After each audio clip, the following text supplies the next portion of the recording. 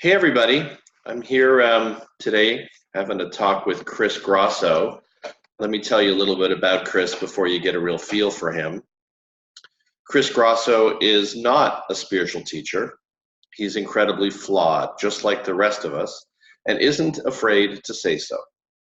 Instead, Chris chooses to get raw and vulnerable about said flaws and his many insecurities, and then some. He is, however, extremely passionate about sharing the tools and techniques that have quite literally saved his life in the hope that they may help others too. Chris has managed to write 3 books, including Indie Spiritualist, which was published by Beyond Words, Everything Mind, which was published by Sounds True, and Dead Set on Living, which was published by Simon & Schuster. Yes, we're just as baffled by this as you are.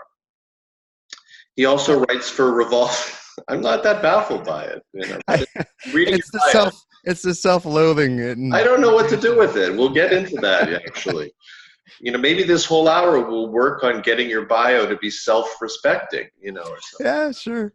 Yeah. Okay. I actually just changed that like 2 months ago because I had the professional one. I'm like, I don't want that. It sounds like everyone else's. Let me keep it real. And yeah, absolutely. Anyways. He allegedly also writes for Revolver magazine. That's true. Is a youth mental health group facilitator with Newport Academy and has spoken at a bunch of fancy schmancy festivals and conferences, as well as even more events that were significantly less than fancy schmancy.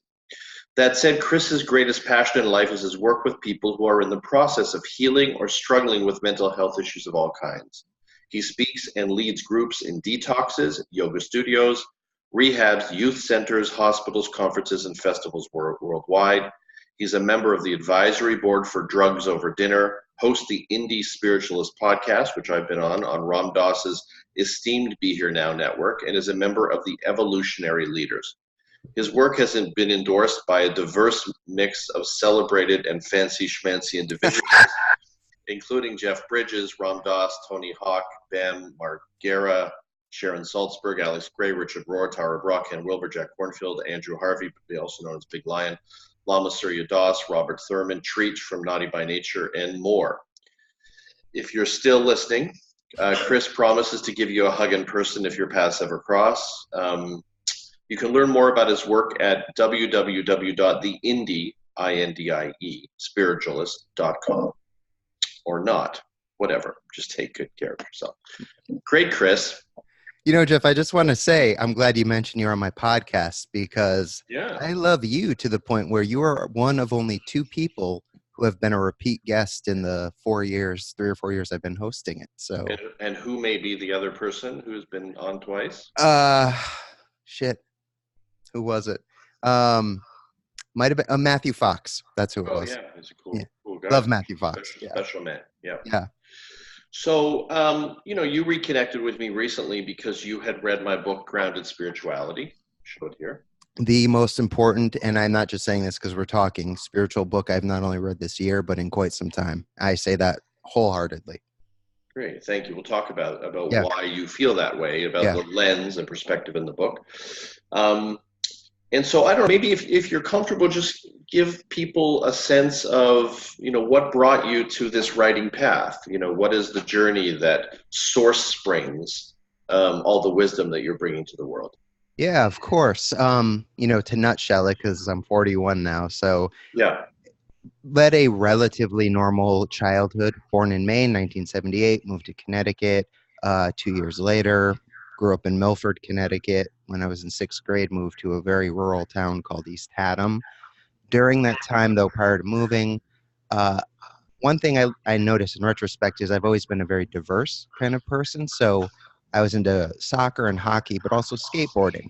And this was well before it was popular and, accepted, and now it's in the Olympics.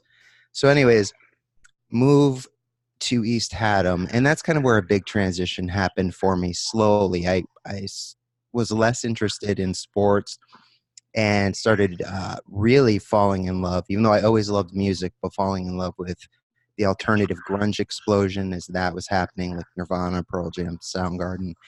And then I met a friend a little after that who introduced me to the punk rock hardcore scene. and it was like all in from there. So I was like 13 or 14 playing in bands. So while my friends at school were going to school dances on the weekend, I'm playing in these bands that weren't great, but they weren't awful. But around New England, which is a big deal when you're a teenager. At least it was for me. And slowly but surely, I was actually sober up to that point. I wasn't even like experimenting. And then I don't know, it was maybe around 16 or so. I got bored with the sober thing, and like a lot of teenagers, experimented and drank. And I remember drinking, and that made me feel like, wow, I feel good. Prior to this, I'd been experiencing depression. I was self-cutting, anxiety. And then from there, marijuana, and quickly into hallucinogenics. And by the age of 19, full-blown addict. I mean, complete alcoholic. That's my first, and that's my love, is alcohol. But then whatever else is available. And from 19 to 24, downward spiral, functioning alcoholic, holding a job, playing in bands, recording, touring, paying my bills. But it was a cycle of, make money to drink, wake up, drink to shave off, the shakes, and take a break at lunch and go drink. And then 24, went into my first detox, and I took it very seriously because it was the first time in many years I had been sober from at all, period. Was there 9 days, went into a 2-month or 28-day inpatient program, then a 2-month rehab program, sober house. And then I got out on my own, sober for like 14 months, went to Rome to visit a friend, and took the saying when in Rome too literally. And it was my birthday, and I'm like, oh, it's been 14 months. I can drink. I'm fine. And sure enough, like, boom, back at it. And that became a cycle for like 10 years, give or take, where I'd get sober for a year, 2 years, 3 years, 5 years, and then I'd experience a relapse. And in between all of this, there are emergency rooms, there are suicide attempts, there are jail cells, psychiatric hospital visits, not visit stays, psych wards.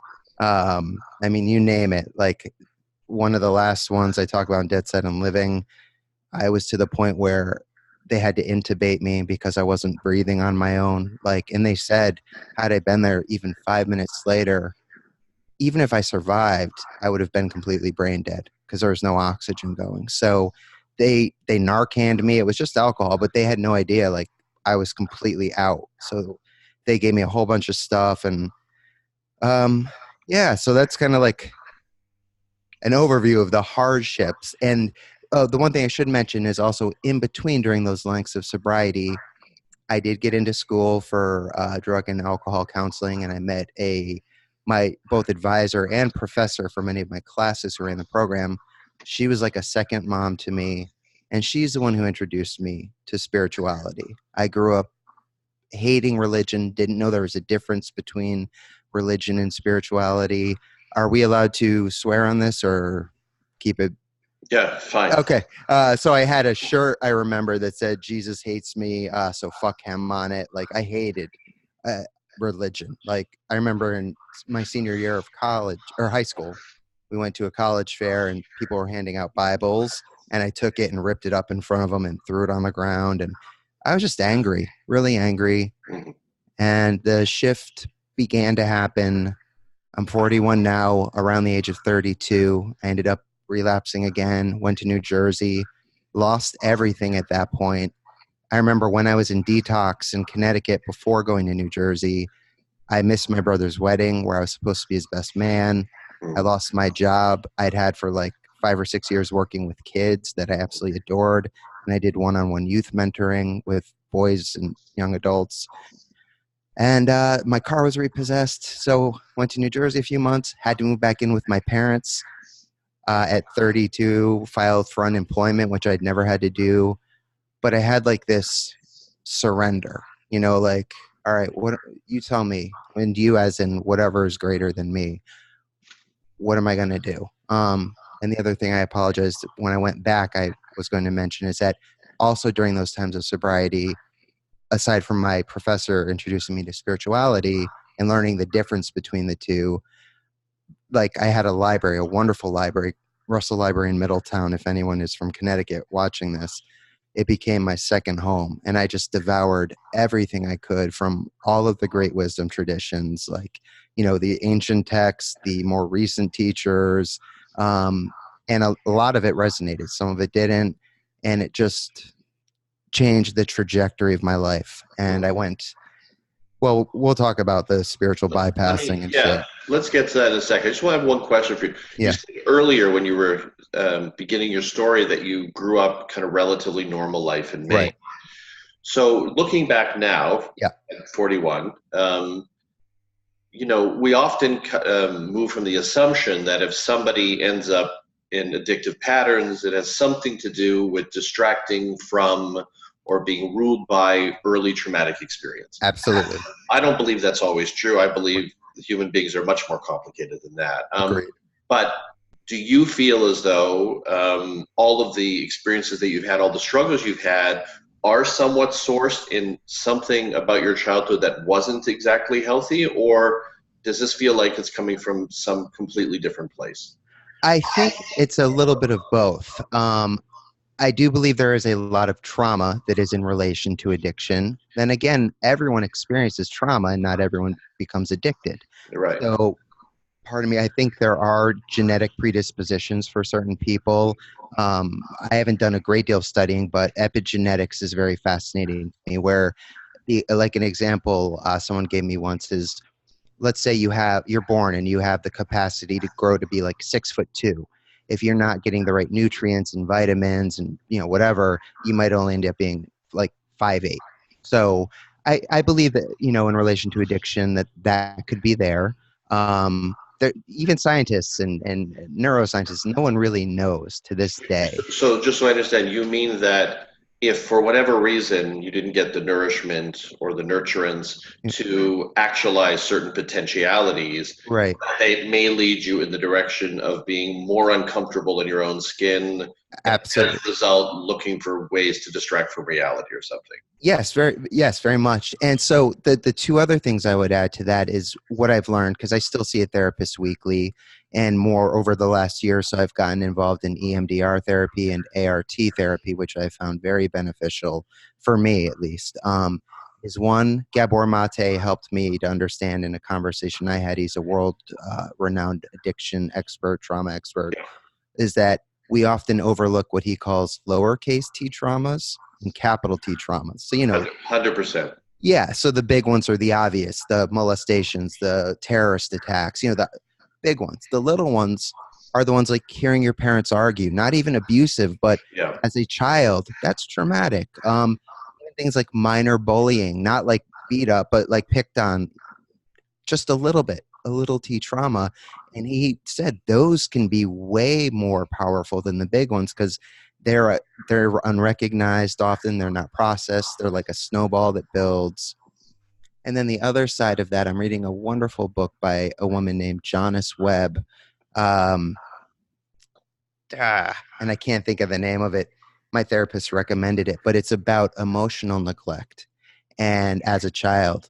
And what I appreciate is that my parents, I know they did the best they could. They had me very young. My father grew up without a father figure. He grew up in foster care, and they did the best they could. They were good parents. And so what I appreciate about what Janice says is just because we experience emotional neglect as children, which can have, heavy impacts later on in our lives for some people, doesn't mean you had bad parents. It's just that there are certain situations where you might have felt invalidated and you didn't even know because you were a kid. Say you get in trouble at school and like the teacher sends a note home, third grade, and the parent says like, you shouldn't have done that. Do what your teacher tells you, like next time, but listen, not a scolding, just whatever. But what they could have done is like, okay, they can say that, but also, so how does this make you feel? So it's like, instead of feeling like I'm a bad kid, so it's subtle things, but the more they happen, it's just been a really wonderful read and helping I understand. me. Yeah. it's so much of what we experience is ancestral, generational, contextual. Right. So that might have been the best form of parenting at the time, Right. best that they could possibly have done, that maybe anybody could have done. Right. The second question is, as a consequence of that level of parenting, what am I left with, and how does it impact on the way I move through the world? Right. Right. It's a separate question. It's interesting you talk about sort of the big T traumas and the small T traumas.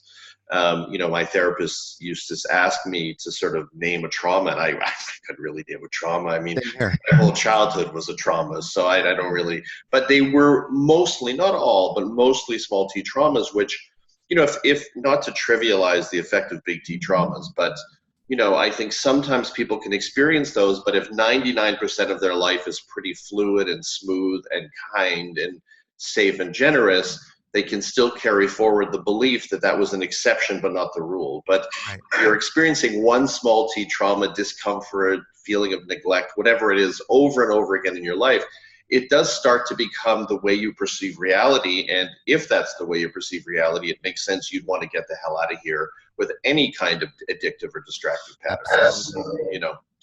So maybe take us into, when you entered into spirituality. My sense from your work, and I've endorsed some of your work, is that you move more in the direction of a detachment framework, more in the direction of a detachment framework. More in the direction of Buddhism. And is that true? And if so, how did that serve you in terms of where you were at that time? Sure. And I apologize. I have a sore throat, so I'm drinking tea. So apologies for anyone watching.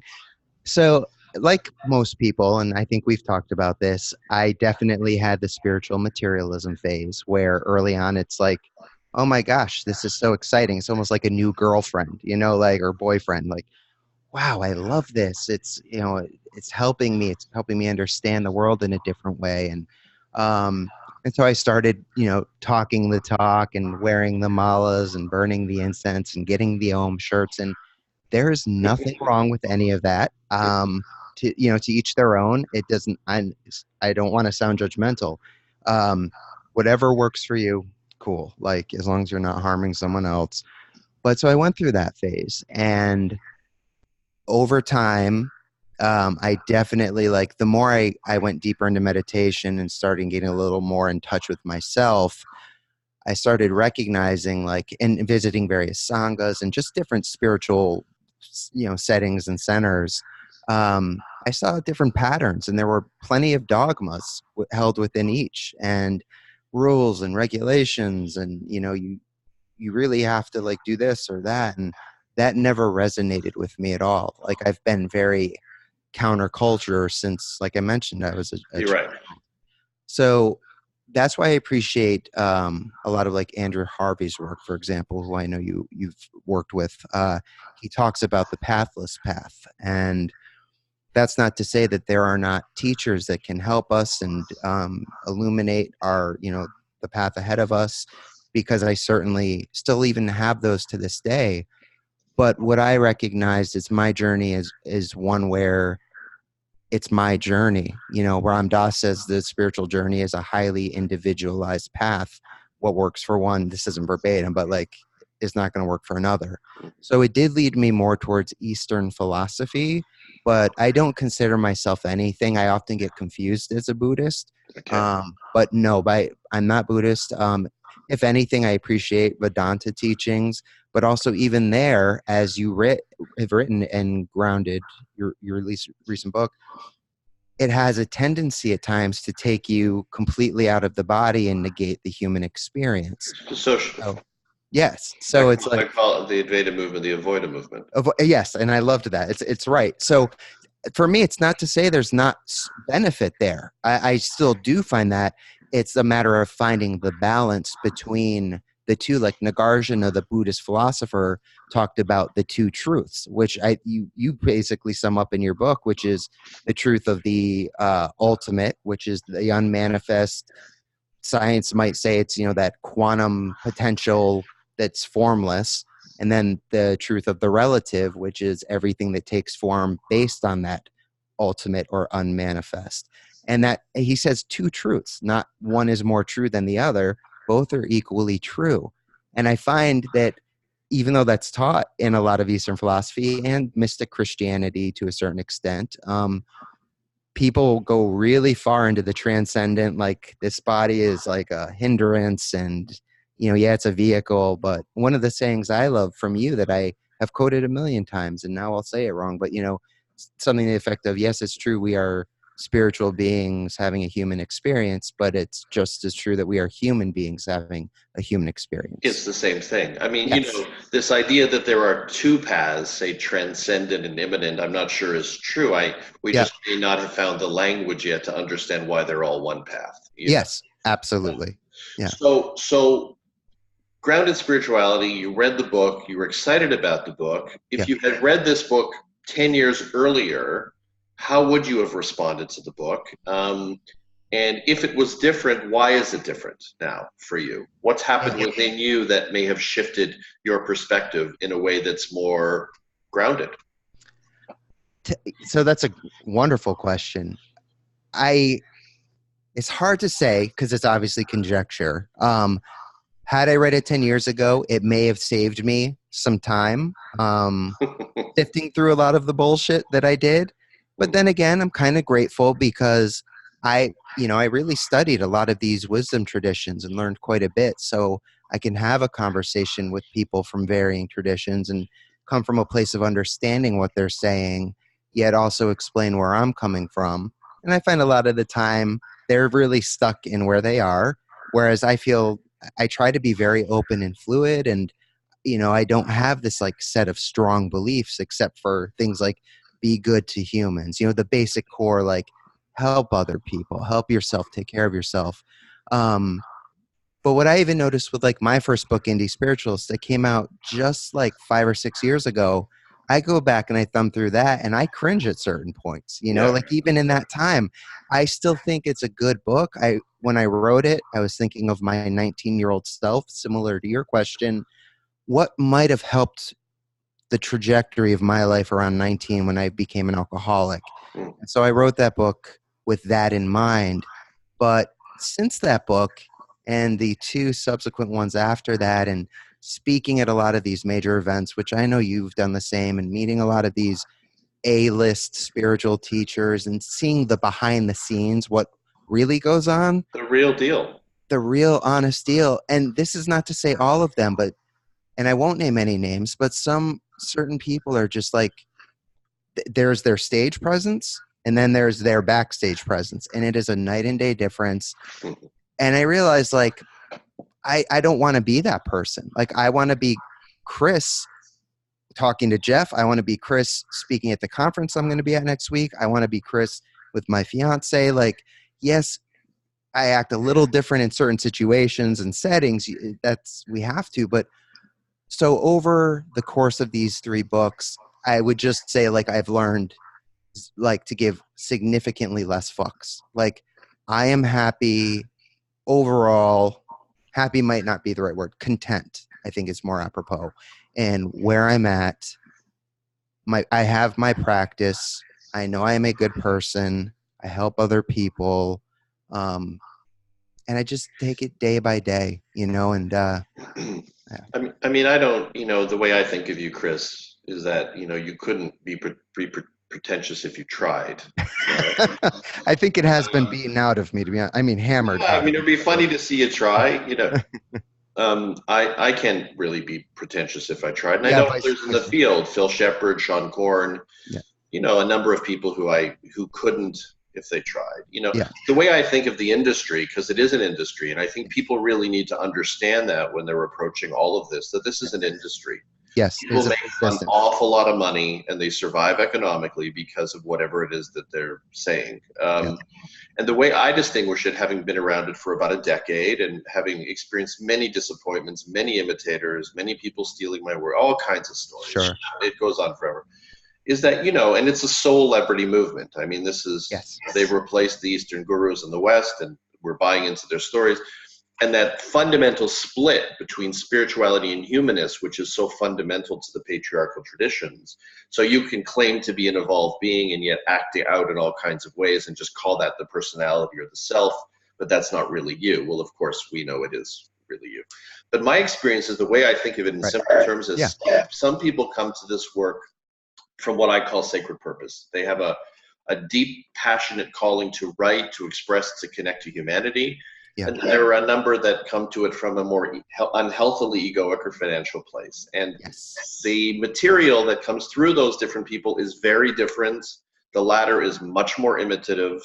You often are not really sure precisely what the offering is.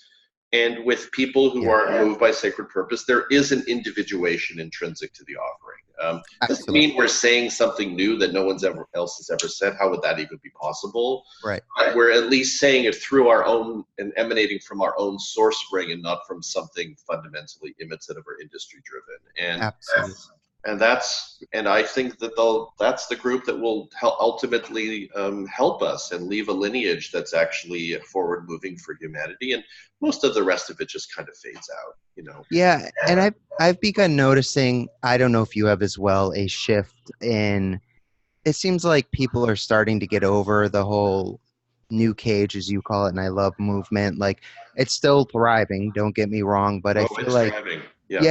But I feel like a lot of people are like, all right, we've heard this before. And a lot of authors are kind of writing the same book, just like rehashed. And I don't know. And it's not working. No. And it doesn't work. I mean, now we need the species needs things that work. Right. Exactly. So, you know, it gives you a little breather, a little moment of detachment, and which is fine. You need those sometimes. Yeah. But ultimately, it doesn't lead to sustainable transformation and make you more comfortable in your own skin. That's it. More. And that's why with my third book, I intentionally didn't write it just as myself. Like my first two books were about, you know, part autobiographical, because what I feel like using myself as like the test subject, what better way to approach it and incorporating these practices that have helped, ones that haven't, the pitfalls that I've returned to, how I found my way out. Like I'm very transparent about as it says in my bio, like all of my, I don't like the word failures, but you know, the ways in which I have fallen. Challenges. Yes, exactly. And so the third book I felt compelled to write, but I didn't feel like I had enough to say for a book. So that's why each chapter was a narrative conversation with various people. Yeah. And since then, I just started writing again. It had been about a year and I hadn't written anything, because I don't force myself to write unless I feel moved to. And I'm a musician. It's the same way. If I don't feel like playing my guitar or working on a song for a band, I'm not going to do it. I used to, and I found out the hard way that it comes out very forced, very inauthentic.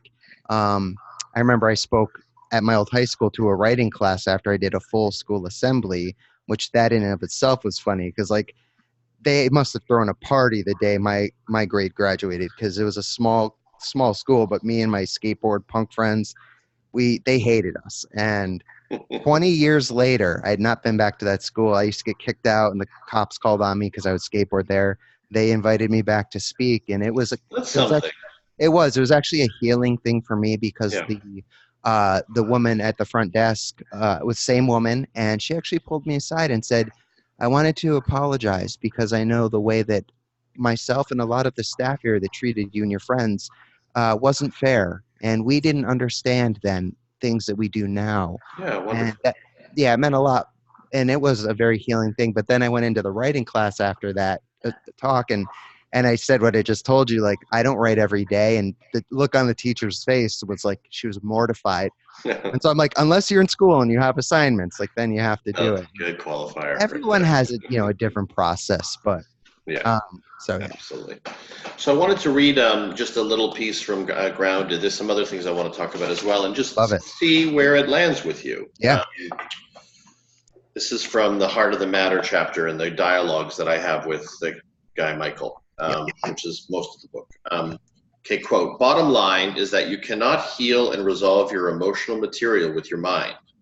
Knowing our issues is not the same as healing our issues. Your emotional material does not evaporate because you watch it.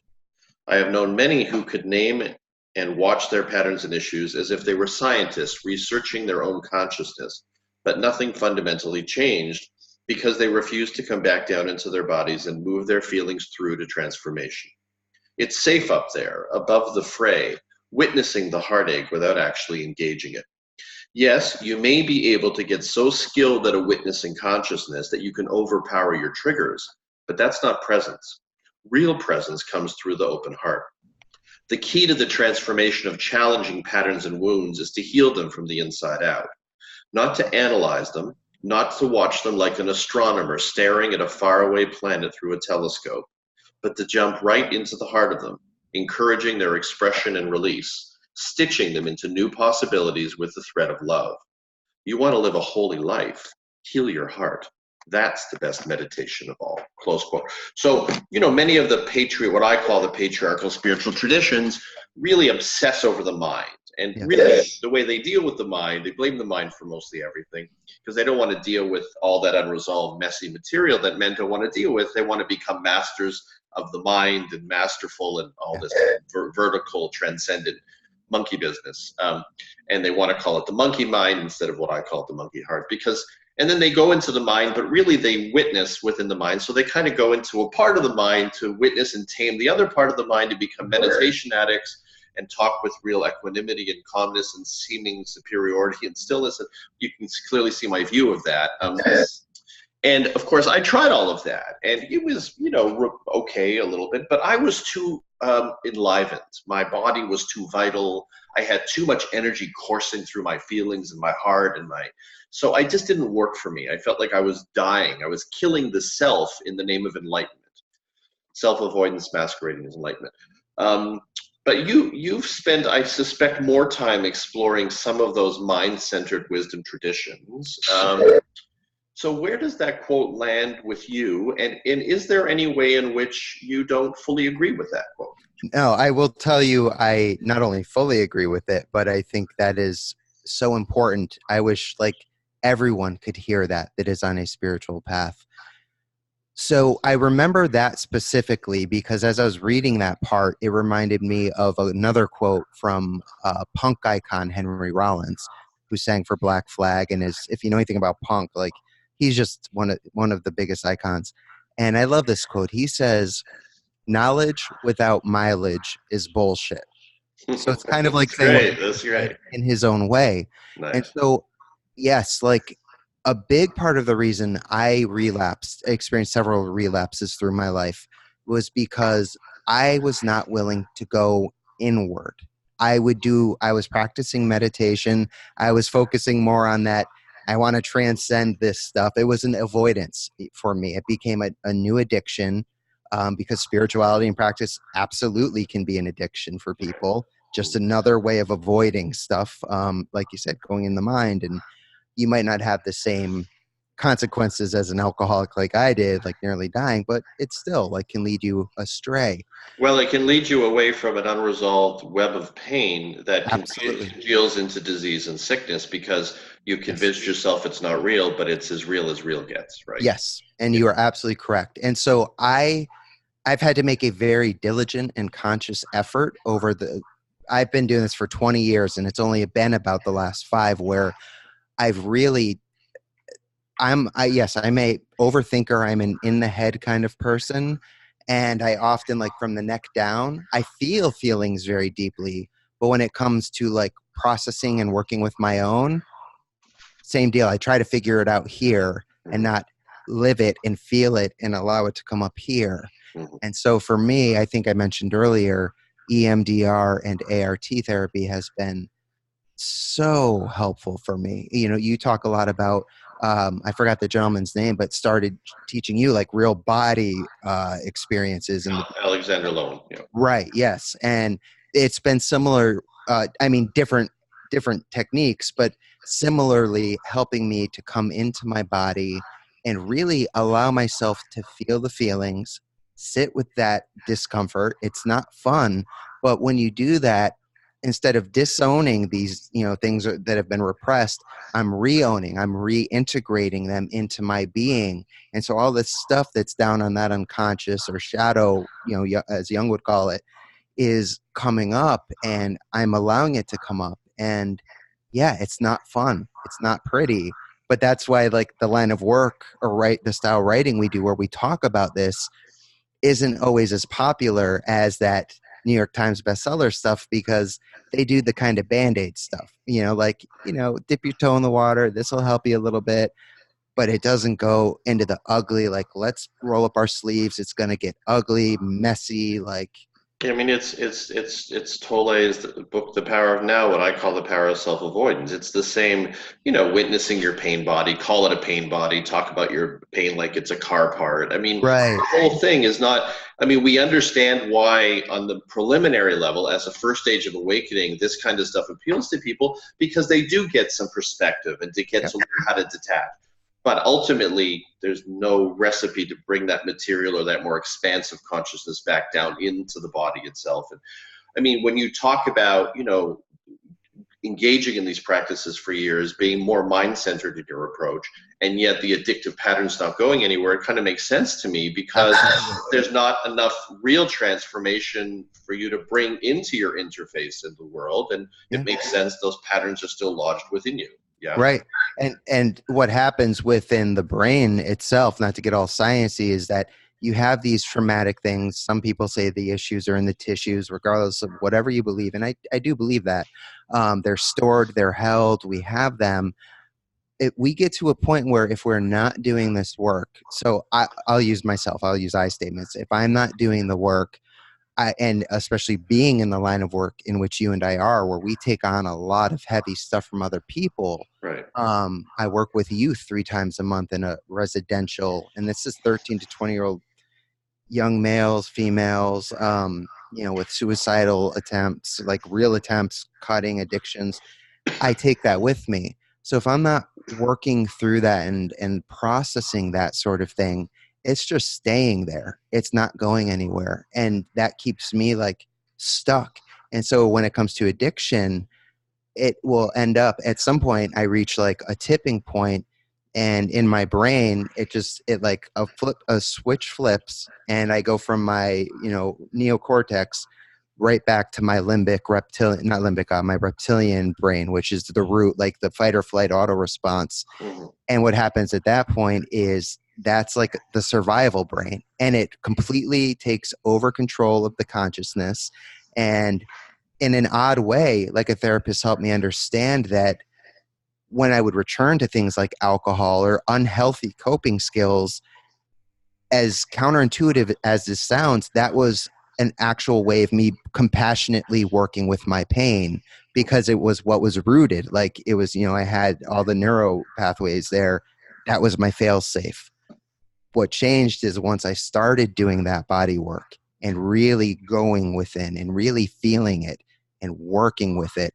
Yeah. That's not to say that I don't experience still at times depression or anxiety, or I'm a human being. Like I still feel these feelings. I still have so many difficulties, but I can say that going into the body has helped, significantly shift my well-being, for lack of a better word. I feel as though the work is not to reach the stage where we don't feel all kinds of uncomfortable or painful emotions, but to reach the stage where we can feel everything again. Absolutely. And I feel like I've learned to cry again. It's not that I wasn't a tough guy, but I was so like I said, so up here, I was just not in touch. And I went, unless I was drunk, then I could cry. I'd cry all the time. I wasn't a happy drunk. I would cry and write angry journal notes to God and, where are you? I hate you. And that would be the only time I would cry. If I was sober, I would rarely cry. But now, like, it's not that I cry a lot, but I can cry if something comes up and I feel it. I'm connected with my body to the point where, oh man, I can physically cry. Like it's weird to say that to someone who has never experienced it, because a lot of people, like, not to throw my fiance under the bus, but she'll admit she cries a lot, and that's great. I'm kind of jealous because she's like in touch, and feels her feelings. So I wish I cried a little more, but anyways. You do feel, for whatever it's worth, more, I don't know, integrated now or something. Yes. Energetically, you feel more integrated than when we first encountered each other, I appreciate that. Yeah, thank you, Jeff, because, I really appreciate your work, and hearing that, like, it's nice to hear people kind of reinforce things that because when you're going through it, you don't necessarily see it or feel it. Yeah, Now, if it's real change, it happens in increments, so exactly. it's not always incredibly apparent to us, but it could Right. be to other people. When you mention ART, you're talking about authentic relating stuff? No, it's accelerated. Oh, what's the middle? Let me look it up real quick. I should know this. I actually just started this a month ago, so that's why it's new to me. It's born out of EMDR, and it's very similar. The therapist I'm seeing now was an EMDR therapist. Um, and it just has like kind of an added element to it. And it is the ART stands for, oh gosh, not art therapy. It's accelerated. Damn It's okay. It's you. okay. People can Google it under accelerated, under ART, I think. Yeah, it's yeah, I keep getting art therapy. And we could keep chatting, but I do want to find the right word because it's accelerated something therapy. Okay. So if you were to go in, Acce- hmm? sorry, accelerated resolution therapy. Oh, nice. I like the sound I of need that. to note that. Okay, sorry. So go Yeah, ahead. no problem. So if you were to sort of look ahead and imagine what as yet unresolved material that you hold could possibly trip you up and create more challenges going forward, because I think sometimes it's helpful to sort of see the shadings of those. Yeah. And we can't fully embody them yet because we're not quite there yet in our process. But what can you see that might prevent you from reaching the next stages of integration? I think the only thing I could think of that would prevent me is if I return to like the old things that I was doing, which is suppressing or going back to the mind approach of being. I feel as though, Because you see those as linked to the addictive patterning. yeah, exactly. Like I was saying earlier, my real, I can't say that there wasn't subtle levels of healing that started. And I'll be honest, it was The Power of Now was the first book I read like 20 years ago, whenever it came out, pre Oprah. My um, professor recommended it, and that was the gateway book for me.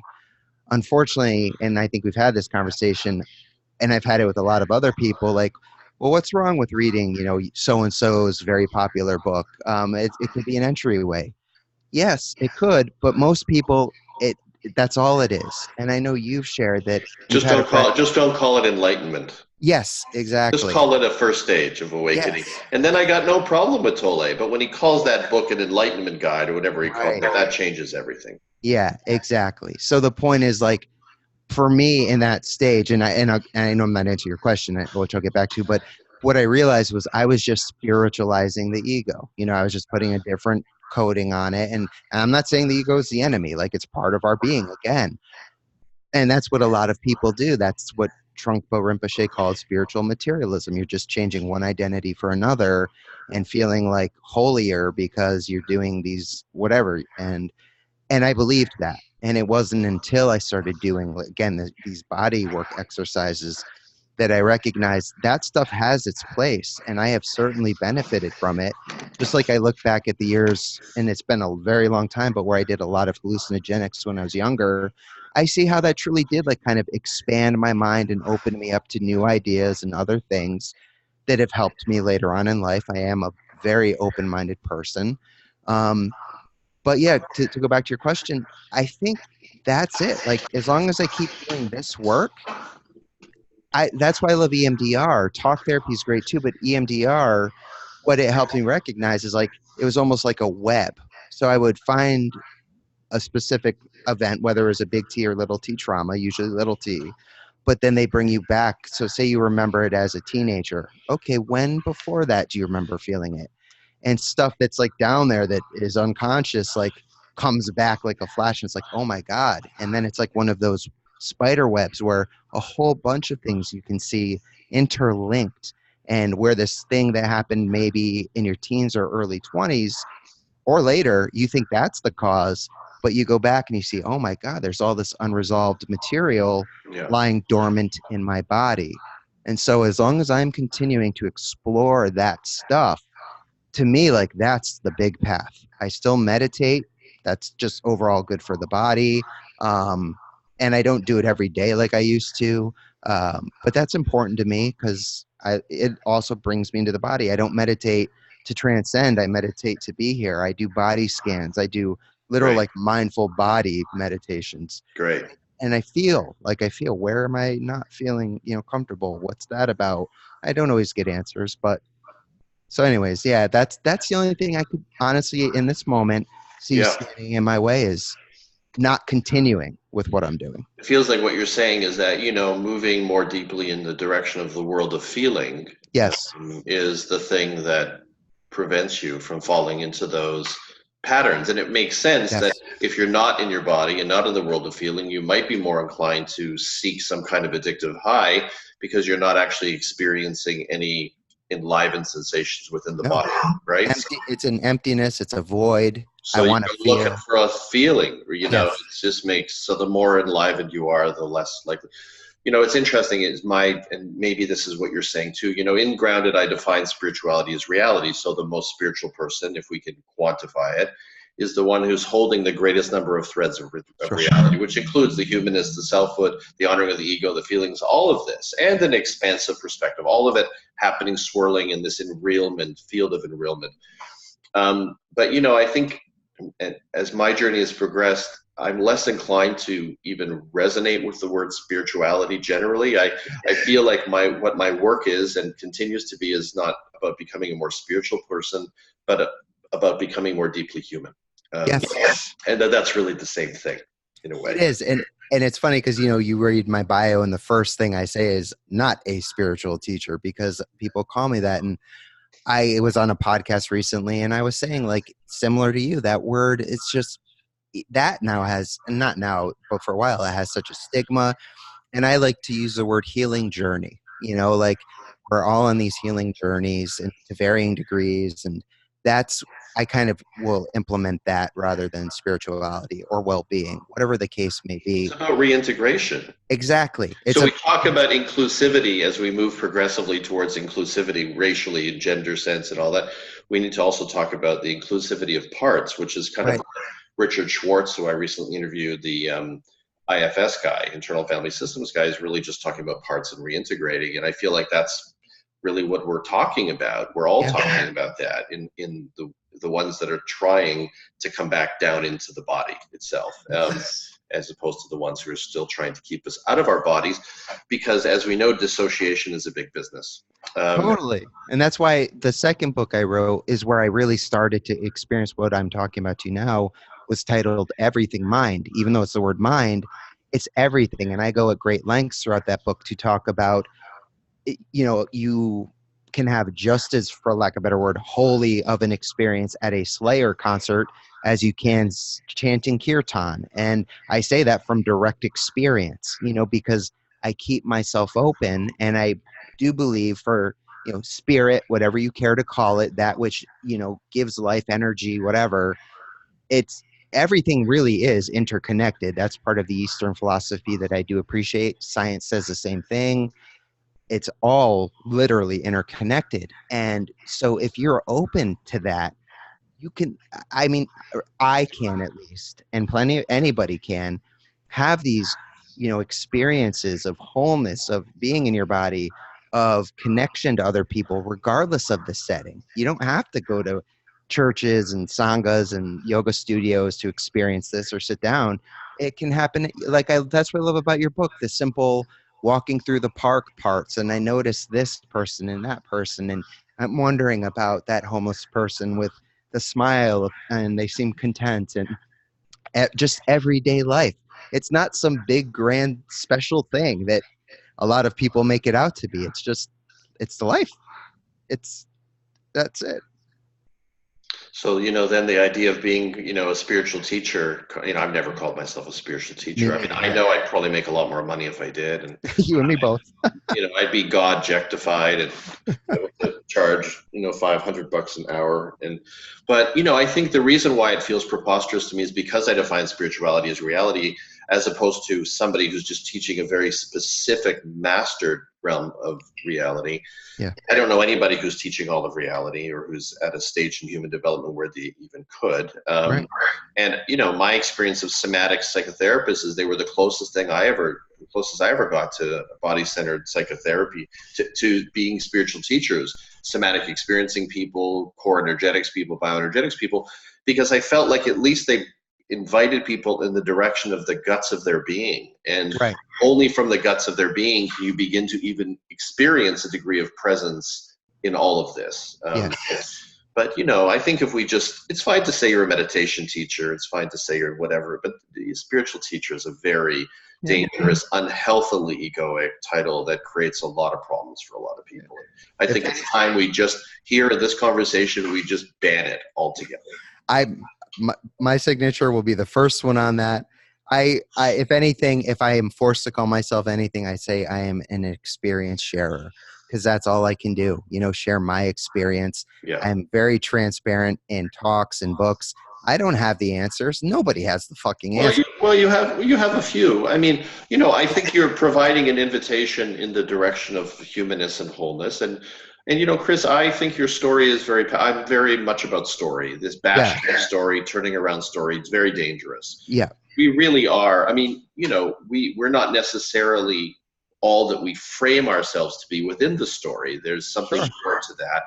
But story is powerful. Story is what's rooted in the cells of our being. Story is what creates all of the uncomfortable and challenging patterns. Story, and going back into story, reframing, healing, and transforming it is what brings us back into alignment. So totally agree. I celebrate your story. I think your story is fantastic. I really like listening to it, and I really like feeling resonance in terms of my own challenges and points of departure from elements of reality in the heart of your story.